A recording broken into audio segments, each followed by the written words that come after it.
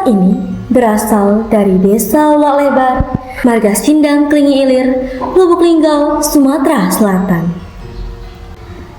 Alkisah. Di Desa Ulak Lebar, hiduplah seorang gadis yang amat cantik. Tubuhnya yang tinggi semampai, wajahnya bercahaya. Dengan jari jemarinya lentik, matanya berkilau seperti bintang. Gadis itu bernama Dayang Torek. Karena kecantikannya, banyak orang terkagum-kagum. Selain memiliki kecantikan yang luar biasa, Dayang Torek juga pandai menari.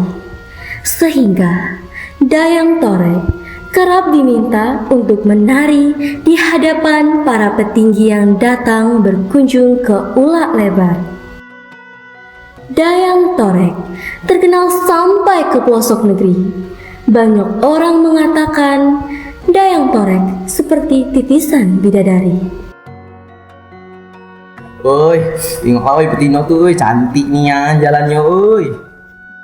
Iya ya, aku setuju nih dengan apa yang kau omong tadi. Betul nian woi, dia tuh cak bidadari yang turun dari kayangan. Hingga suatu ketika, kecantikan Dayang Torek menyebar ke seluruh negeri. Dan sampailah kecantikan Dayang Torek ke telinga pangeran dari Palembang. Pangeran dari Palembang tersebut ingin membuktikan apakah benar Dayang Torek seorang gadis yang memiliki kecantikan yang luar biasa, seperti yang dibicarakan oleh orang-orang. Aku penasaran cak mano gadis itu. Cak mano rupanya. Dan cantik apa dia? Izin pangeran, ku dengar dia tuh cantik nian. Dia bagaikan seorang putri dari kayangan. Yodem lah. Lalu cak itu, besok kita langsung pergi ke desa itu untuk nengok cak mano gadis itu. Baik pangeran. Keesokan harinya, pangeran langsung datang ke desa tersebut bersama dengan pengawalnya. Di sana, seperti biasa, tamu-tamu agung selalu disambut dengan tarian.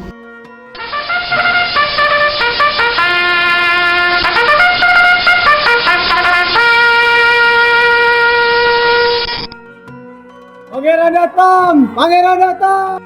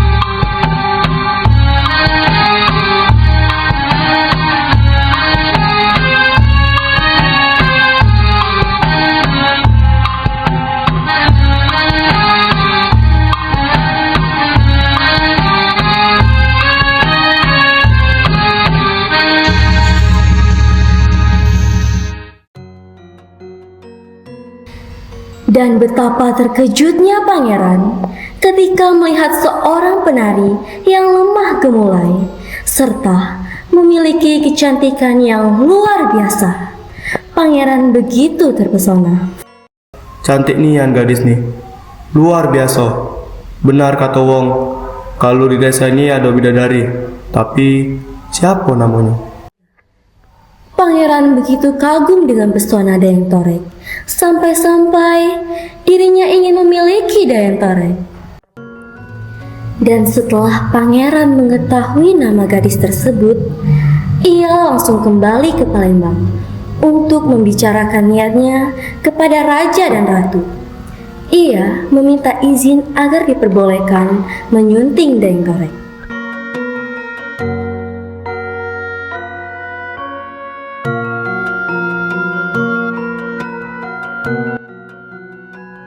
Ayahanda, ibunda, dengan segala hormat, aku datang nak nyampe ke permohonan yang penting yang buat hati aku.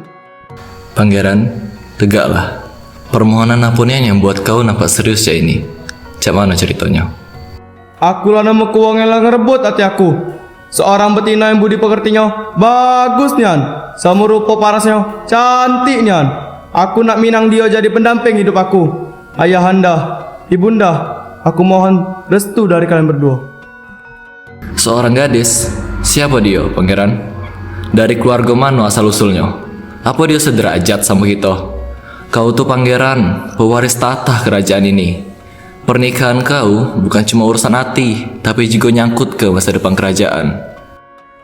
Aku ngerti ayahanda, tapi kebahagiaan aku ada di dia. Ayahnya cuma seorang kepala dusun dari Ulak Lebar, bukan dari kalangan bangsawan tinggi.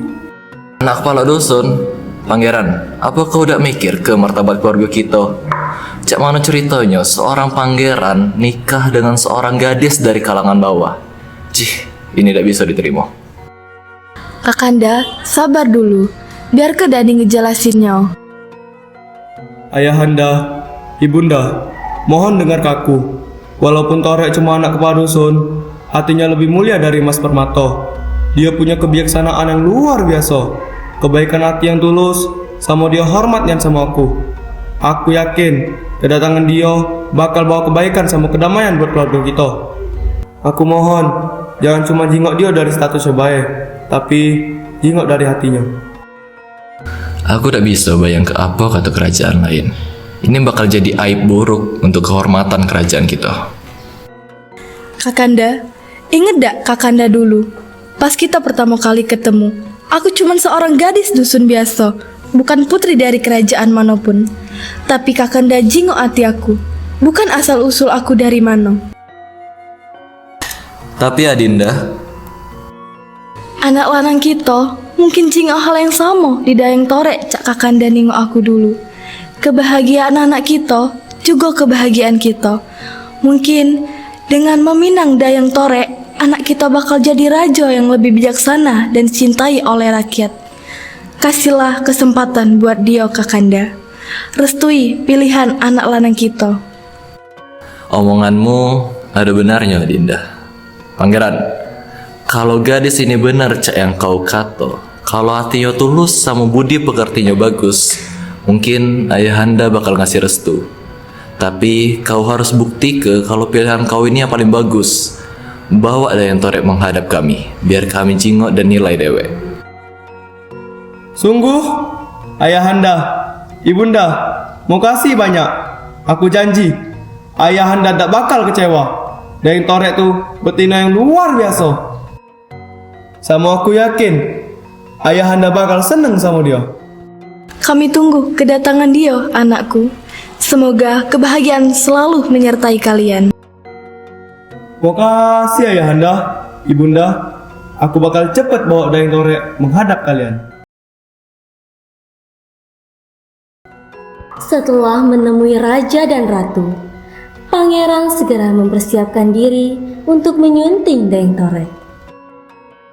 Beberapa hari kemudian, pangeran segera pergi ke desa tersebut untuk bertemu dengan orang tua Dayang Torek sekaligus Dayang Torek. Pangeran sudah mempersiapkan segala sesuatu untuk menyampaikan niatnya. Saat sampai di desa Lok Lebar, Pangeran segera pergi ke rumah Dayang Torek.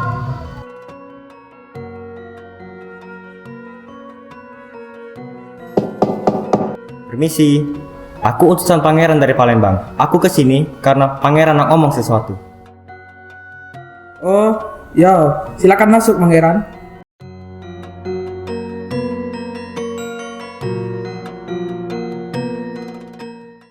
Ada niat apa pangeran datang ke sini? Gindo lah dalam. Aku bermaksud ingin menyunting putri Gindo, Dayang Torek. Aku nak bawa dia ke istana aku di Palembang untuk jadi permaisuri. Aku tak pacak menjaga kepastian sama pangeran. Segalanya aku serahkan sama Dayang Torek, karena dialah yang berhak nentuin nasibnya. Namun, ketika pangeran mengatakan niatnya kepada Dayang Torek, sayangnya Dayang Torek dengan halus menolak permintaan pangeran dengan alasan belum mau berumah tangga. Pangeran pun berusaha menutupi kekecewaannya. Dalam hati, dia bertekad suatu saat Dayang Torek pasti akan menjadi miliknya. Dayang Torek, aku kesini tuh bermaksud nak mempersunting kau. Aku nak jadi ke kau permaisuri di kerajaan aku. Aku pengen bahagia ke kau.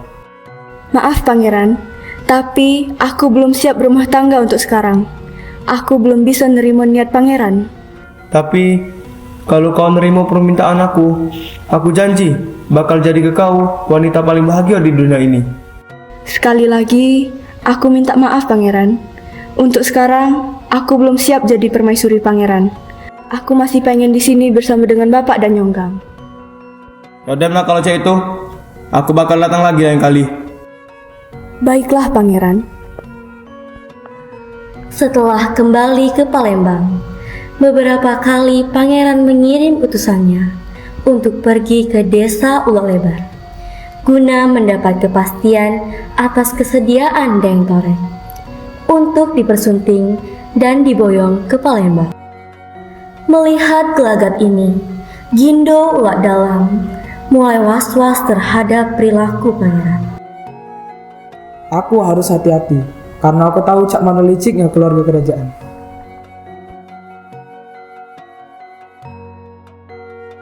Hingga suatu hari, pangeran kesal karena sudah beberapa kali ia meminta Dayang Torek untuk menjadi permaisurinya, tapi selalu ditolak. Berani nah betina itu nolak aku. Dia udah menginjak-injak harga diri aku. Izin pangeran, aku ada ide. Cak mano kalau kita culik Dayang Torek itu. Benar apa yang kau omong, tapi cak mana caranya? Kalau cak itu, aku punya ramuan yang bisa bikin dia tak sadar ke diri. Cak mano kalau kita pakai ini. Boleh juga. Ayo kita culik dia. Dan kupaksa dia untuk nikah dengan aku. Pangeran segera pergi dari istana. Ia dan pengawal-pengawalnya langsung berangkat ke desa Lok Lebar untuk menculik Dayang Torek. Dan saat sampai di desa Lok Lebar, pangeran langsung mencari Dayang Torek. Dan akhirnya bertemulah pangeran dengan Dayang Torek yang sedang bermain dengan teman-temannya. Pengawal pangeran pun segera melakukan rencananya. Ia berpura-pura memberi Dayang Torek minuman. Adek cantik. Boleh tak abang minta tolong? Penting ya. Iya, ngapa bang? Abang buat minuman ini untuk Dayang Torek. Dikasih oleh bapaknya yang dititip ke sama abang. Boleh tak cantik? Oh, cak itu. Ya, dia kasih sama dia. Oke, makasih ya cantik. Iya, sama-sama abang. Teman Dayang Torek pun pergi dan memberikan minuman tersebut kepada Dayang Torek. Oi Dayang Torek, ini minuman titipan dari ayah kau. Tadi ada abang ganteng yang nitip minuman sama aku. Tidak biasanya yang ngirim aku minuman. Aneh. Hoi, tidak boleh ngomong kayak itu tuh. Kalau kau khawatir, kan dari tadi kau tidak balik-balik. Benar juga.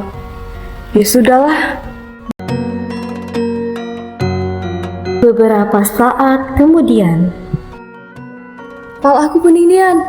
Ada apa nih? Deng Torek, kang apa? Entahlah. Pal aku penindian.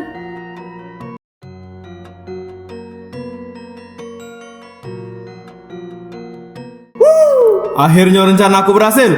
Dia dan pingsan. Ayo ambil dia. Baik, Pangeran. pangeran dan pengawalnya pun menculik Daeng Torek. Mereka juga membuat pingsan teman-teman Daeng Torek.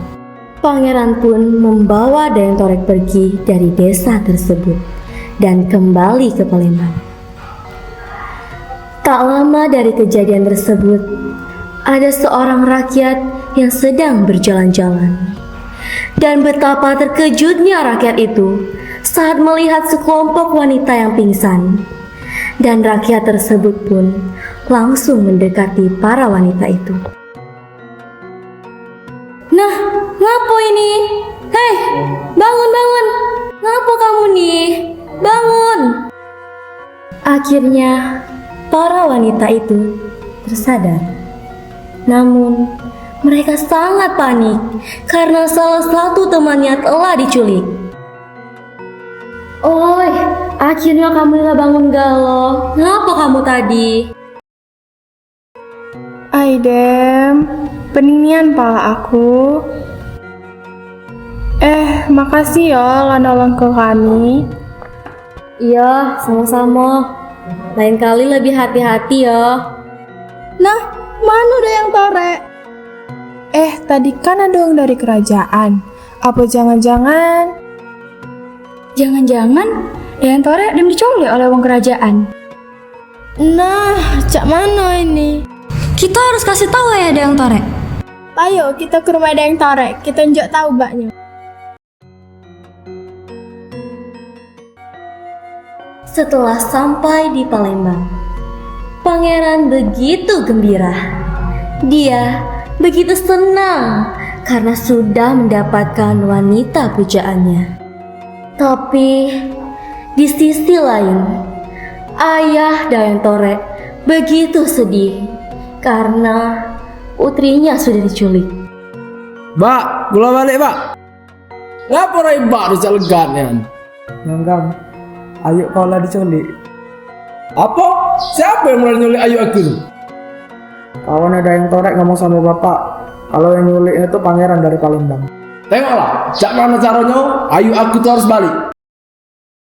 Keesokan harinya, adik dari Dayang Torek langsung pergi ke kerajaan Palembang untuk menyelamatkan Dayang Torek. Tetapi sayangnya dia dihadang oleh seorang pengawal yang sedang berjaga. Woi, siapa kau? Mana pangeran? Balik ke ayu aku tuh. Kejadian tersebut tidak sengaja dilihat dan didengar oleh pangeran. Pangeran pun segera pergi ke sana. Hahaha. Apa ini kau katoi? Ayo kau lah jadi milik aku. Kau tidak akan bisa ngambil lagi. Serang dia. Baik, Pangeran.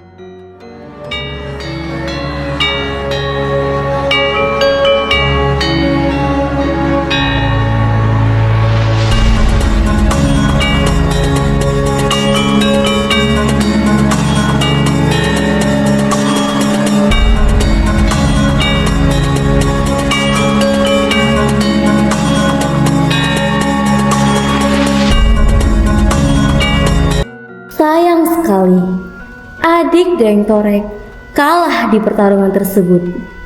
Dia terpaksa pulang ke desa Lok Lebar. Nyonggang bertekad untuk memperdalam ilmu bela dirinya agar bisa menyelamatkan kakaknya. Hingga 1 tahun kemudian, saat ilmu bela diri Nyonggang sudah sangat hebat, dia kembali ke Palembang. Dia berniat ingin menyelamatkan kakaknya lagi. Dan dia masih sangat membenci pangeran. Saat sampai di istana, dia melihat Dayang Torek sedang berdiri di taman. Saat itu, pangeran sudah diangkat menjadi raja dan Dayang Torek sudah menjadi ratu di istana tersebut. Ayo, Nyonggang, ayo kita balik. aku tidak bisa. Aku sudah punya laki dan juga aku sudah punya anak. Aku rindunya dengan kau, adikku. Cak mana bapak? Apakah bapak baik-baik di sana? Ngapa ayo tidak baca balik? Bak na rindunian, ayo kita balik. Bak cak dongok nungguin ayu balik. Tiba-tiba pangeran melihat kehadiran Nyonggang dari kejauhan. Pangeran begitu murka. Pangeran langsung memberi perintah kepada pengawal untuk menyerang Nyonggang.